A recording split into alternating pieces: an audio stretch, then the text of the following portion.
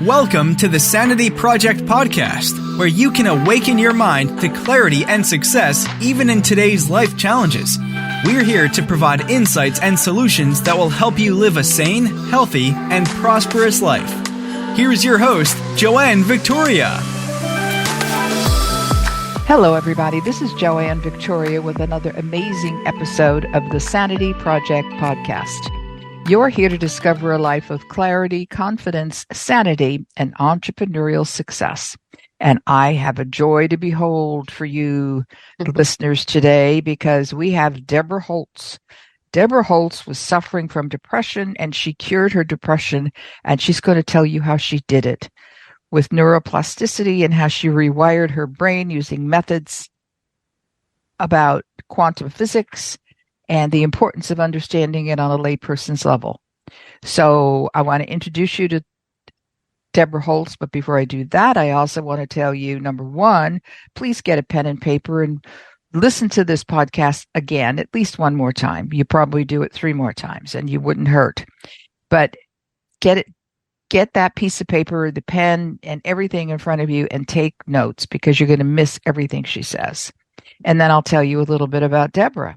Debra Holz holds a Bachelor of Arts degree in English education from United States International University, along with graduate work in journalism at Boston University. She's also certified as a professional life coach.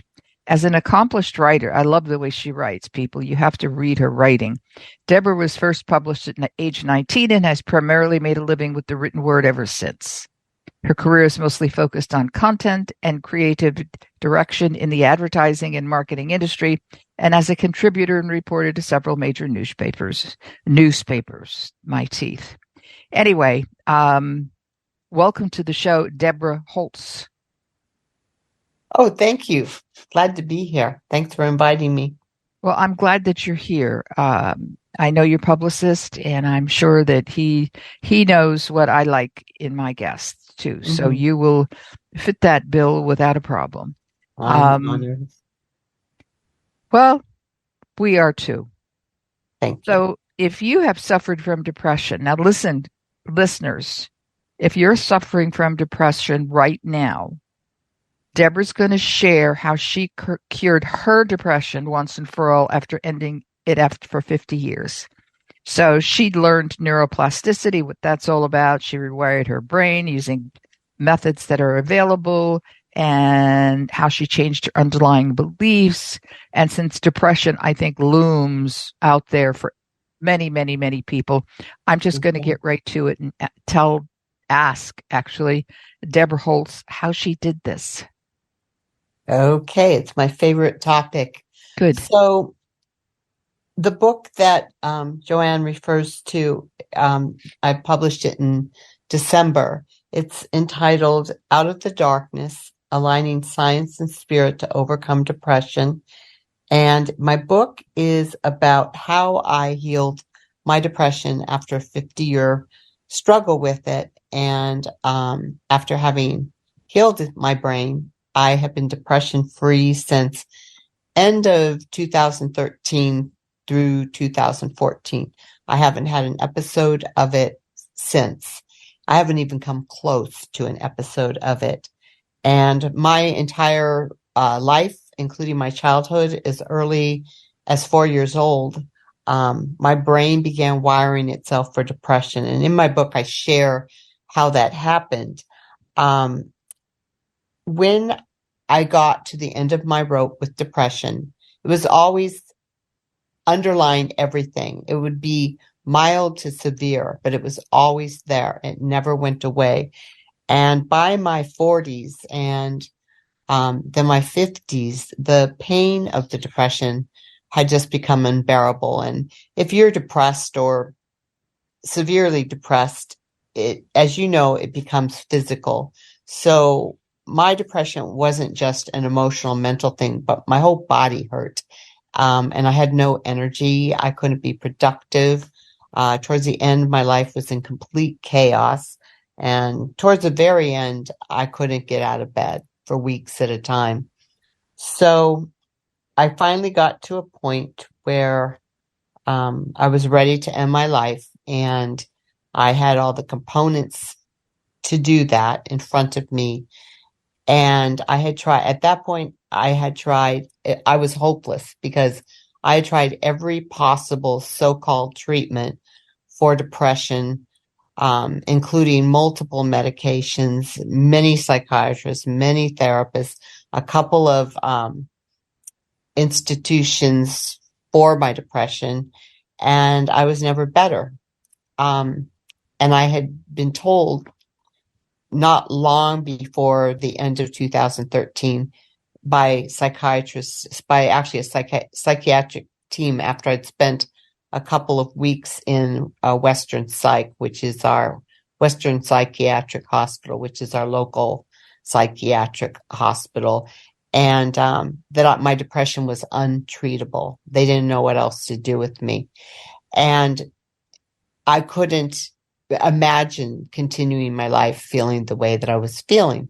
So at the moment that I was prepared to end my life, out of somewhere, a thought came, what if there's something you don't know yet? What if there's something beyond what you've already tried that you don't know?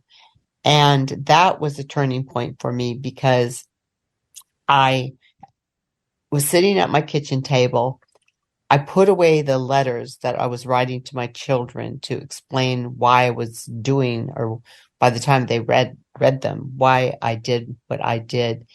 And I went upstairs to my laptop and I put into Google something that had never occurred to me, alternative methods for healing depression. And you would think after 50 years, I would have thought of this already, but my brain was so numb and muddled from all the psych meds that it never occurred to me. And plus, the psychiatrists and therapists, they all told me from the age of 17 that I was genetically predisposed to it, that I would be dependent on psych drugs and therapy the rest of my life. The last psychiatrist I had, I told him that I was done with the meds. I'd rather be dead than continuing taking these meds. But I couldn't live this way anymore. So what I found, and this is what my book is all about. And let me backtrack a little bit. I start with my story of depression from, as I said earlier, age 14, how my brain got wired for depression. And at that point, when I was 4, my mother, who was a very troubled, sad woman, decided she couldn't take care of my brother and me anymore. And she dropped us off at a foster home. We didn't even know we were going. We just got dropped off there. And I didn't see her for 2 years. During the 2 years that I was there, the foster mother was cruel, unkind, let my brother and me both know that we were unwanted children. And I believe that's when my brain started wiring for depression. It's my earliest memory. It may have before then, but then throughout my lifetime, a series of many events, some trauma-induced, some just life, my brain continued to wire for depression. And psychiatrists will tell you, especially the traditional ones, there's no way to undo that. Well, it turns out that's not true. And that's where I started my journey to heal.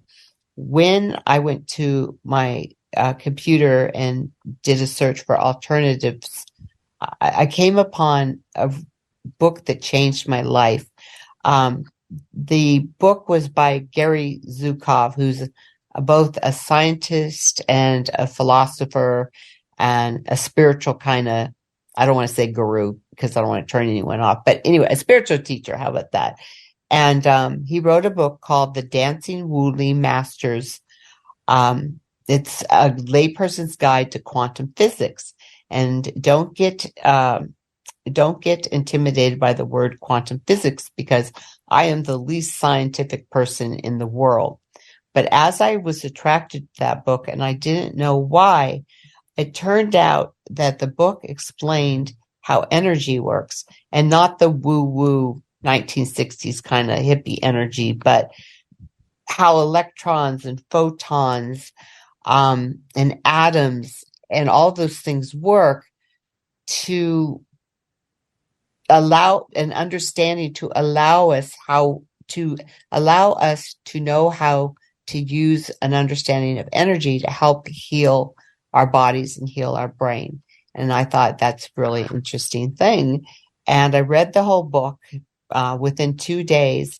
And during that process, I also learned about something called neuroplasticity, which sounds like a big word, but it's really not. It's about the fact that while it was once believed that human brains were hardwired by 25 to 28, in 1949, a neuropsychologist named Donald Hebb proposed that our brains were in fact malleable or plastic, as in neuroplasticity, and that we could change our brains and we could rewire our brains. And I delved into that subject passionately. It is my passion now to share that with people, because especially when someone is told, well, they're just genetically depressed and they have to be in drugs forever because that's just the way it is. And your neurochemistry is unbalanced. And so you just have to live with it. It is not true. And when I discovered that, I set about, and I write about this in my book, of course, I set about creating methods for myself to rewire my brain. And it's as simple as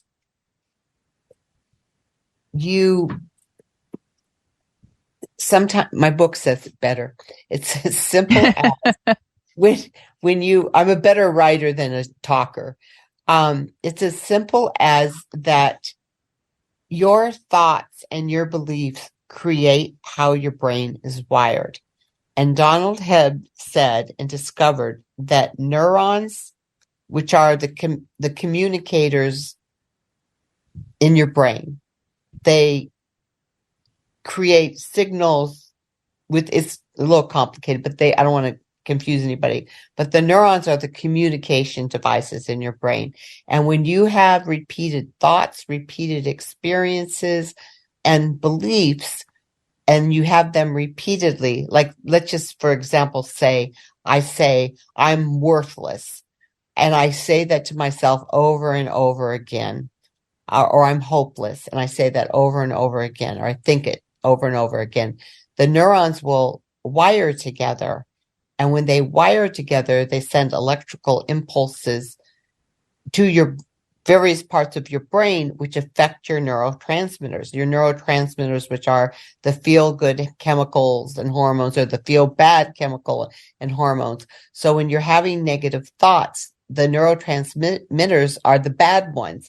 When you change your thoughts to, for instance, one of the methods I used was, I would say, I'm worthless. I would counter it with something as simple as, no, I'm worthwhile, I'm worthy, or my life is meaningless. No, my life has great meaning. I have no purpose. Well, I do have a purposeful life. And even though I wouldn't believe the counter thoughts, it didn't matter. The thought itself, repeated enough, changes how your neurons are wired. And when it changes how your neurons are wired, it changes your neurochemistry. So I developed these methods, things as simple as, and simple for you, simple as I would write down the positive thought that countered the negative thought. I put these positive thoughts, and this isn't positive thinking. That was a great idea, but we lacked the understanding of really how to do it. You can't just go around saying positive thought without understanding what the process is. So I put in Post-it notes everywhere, on my bathroom sink, on my kitchen, in my bedroom, on the mirrors, in my car. And every time I saw them, I would think it and I would say it out loud. And I did it often and repeatedly. And it was almost imperceptible at first, but after a while, and not that long, my depression started to ease. And again, it wasn't just because I was saying positive things. It was because I was rewiring my brain in the process. That, for me, once I discovered this information, and also I had to change a lot of my underlying beliefs. Sure. Yeah, like I was raised in a fundamentalist Baptist church and was told throughout my childhood that I was going to hell. And I kind of had to get rid of some of those. I had to deconstruct some of those beliefs.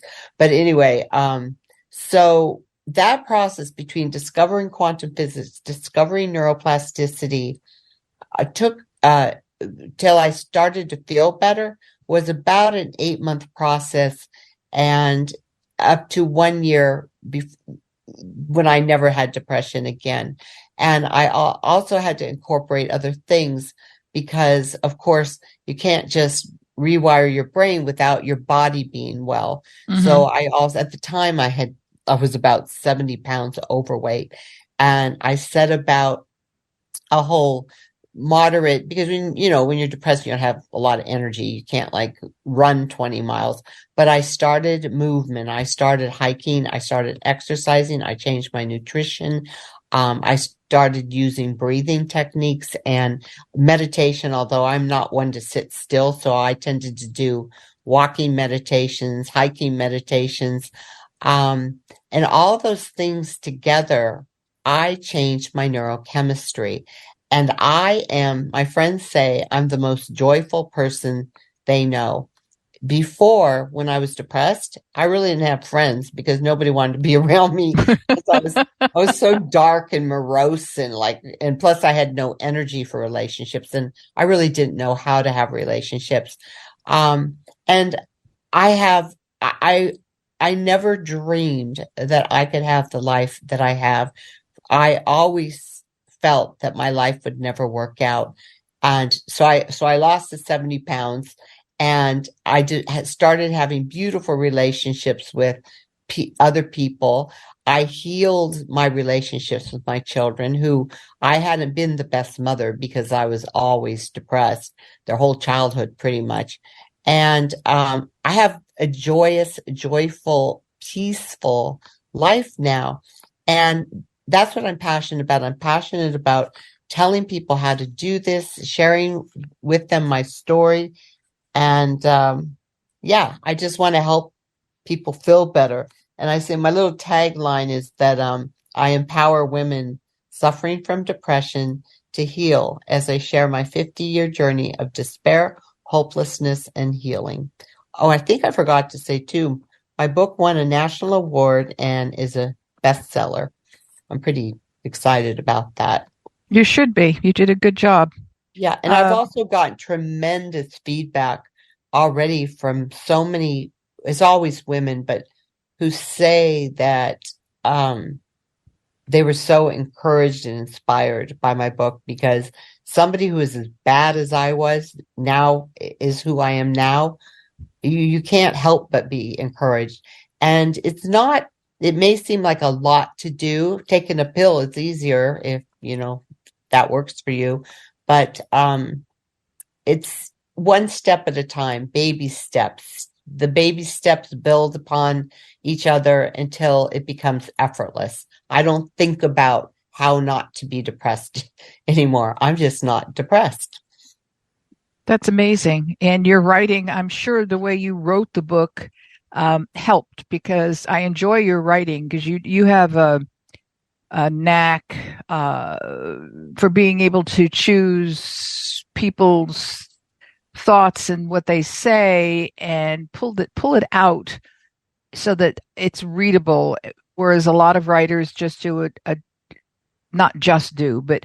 do it differently in their writing, and it's a generic overview of the situation. It's an overview of depression as opposed to something else. And I think that your writing has a lot to do with it. I read the excerpt when you and your brother were dropped off at, Miss whatever her name is house, Mrs. Reed. Mrs. Reed, and how you wrote those pages were really amazing to me, because it made it beyond personal. It made it real. I mean, I think it's good enough for a screenplay myself. You know what? Our mutual friend says that, and he has connections, and that might happen at some point. Well, don't wait. Well, But seriously, I mean, there's a need now, so you yeah, just have to sell the book. More than ever, it used to be estimated. I don't know how they come up with these numbers, but CDC. They make them up. I think so too. But supposedly worldwide, 1 in 4 people suffer from depression. Now they're saying since the pandemic, it's like 1 in 25. And it's a timely topic. I mean, we're as a world more depressed than ever, especially, I think, the United States for, I have my own theories about that.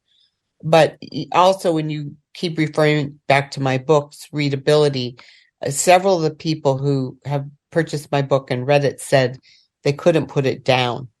They just couldn't stop reading it. So that was really high compliment. Yeah, I think you could sell the book now as a screenplay and have somebody, well, there's a process for the whole thing, but you could sell the book or the rights to the book and anything that comes with it, for a year or a month or 2 years, they can have an option on it, and then you go to the next step and so on and so forth. But I guess nothing much will be done when we have a strike. If people are listening, yes, we're still in the midst of a writer's strike, amongst other things, which is all BS. But I think you could do that easily. You just have to find somebody who's interested in it and whose interest lasts more than 3.5 minutes. Yeah. That kind of thing. So, yeah, I sincerely believe that. I mean, I see that. You've got the script on the page. As long as you have control, you maintain controls. Nobody takes it out of your hand, and you have something that somebody has made something else about the book as opposed to why you wrote the book.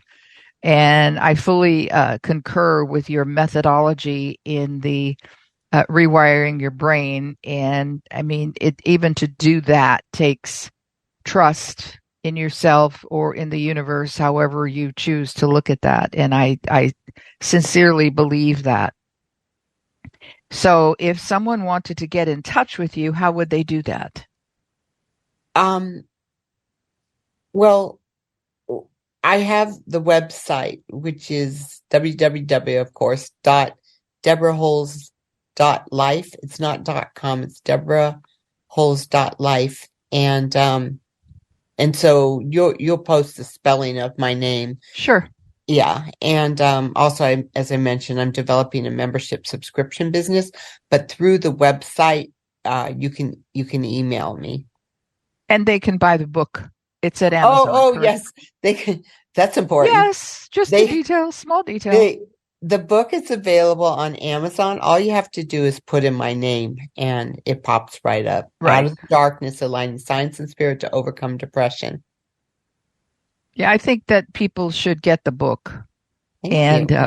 And then if they have any questions, hopefully by that time your membership issue will be on point, and they can come, they can ask you questions. Yes, you can definitely.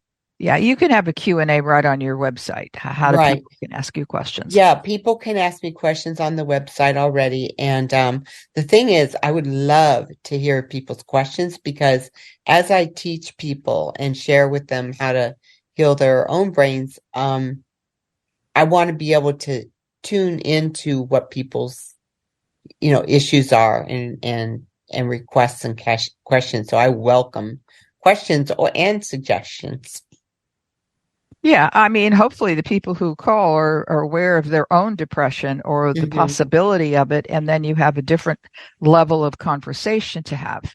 Right. Well, also people who aren't depressed, but who have a loved one or friend who is, people purchase my book for those types of people. Yeah, throw the book at the people. Let them do it on their own, because I'm serious, people have to do this on their own. You didn't have a group of people in your recovery process, did you? No, I didn't. And that's, something that I say that some people have not entirely agreed with. This is your work. Nobody's going to do it for you. Nope. And you could go not that there's anything wrong with going to therapists. And in some cases, I think psychiatric meds are a lifeline for some people, but they're not, I don't believe, just my opinion. I'm not a physician or a therapist, but it's like taking it out of your hands. And yes, it takes more work, but my belief is no amount of medication is going to change your underlying beliefs or your thoughts. That's the work you have to do.